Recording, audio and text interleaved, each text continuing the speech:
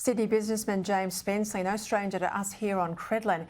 He's the incredible Australian who's raised money to supply ambulances to Ukraine. Now, I promised you we'll keep tabs on his progress. I'm delighted to tell you he's back in Ukraine now for a fourth time, thanks in no small part to the generosity of you, my viewers, who've donated many thousands of dollars to James via his GoFundMe page.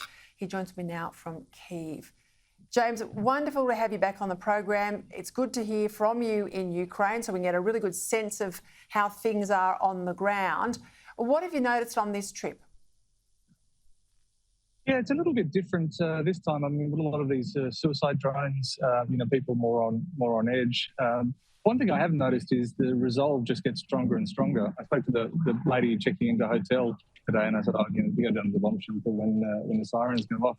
He said, no, I think I'd prefer to die in my own bed rather than live in a bomb shelter. So, yeah, it's a very different mood, but one of resolve. What's the latest trip about? I mean, how many ambulances have we got on the ground? What's the sort of infrastructure you're seeing? I mean, are they getting better at getting support out to communities where they need ambulance help, or are you still finding that you are the last resort? Yeah, really, we're still the last resort. As the Ukraine's taken back territories, they've lost a lot more ambulances.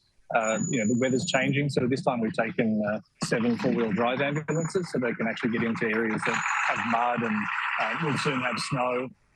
So the needs are sort of constantly changing, but we're getting better at getting them exactly the needs. One of the photos there you saw was a frontline medic. We met her in Bakhmut, which is one of the most contested areas, and we handed the ambulance straight over to her. She picked it up and went and started to use it straight away. How much money have you raised? How many ambulances have you delivered all up?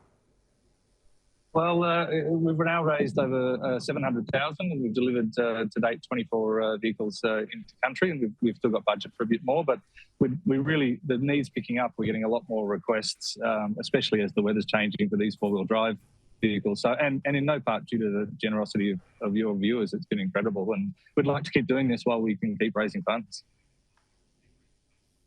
So you're not giving up? You're going to keep at it and at it?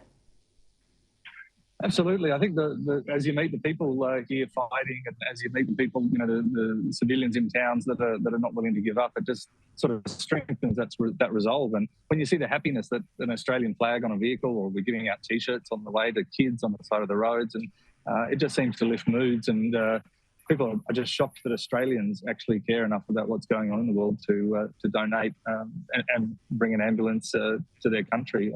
So yeah, you certainly can't stop when you see the results that we're having. If you go back to February when all of this started, I don't think anyone really would have given Ukraine the hope that they would be in the position they are against the might of the Russian army. How can people who want to help you? Well, the greatest thing is just to be able to donate to our page. The website's up there. We can take larger tax-deductible donations privately, and while we get the money, we'll keep helping. All right, ausukraineaid.org there to help James Spenceley. Thank you, James. We'll check in with you not so long down the track.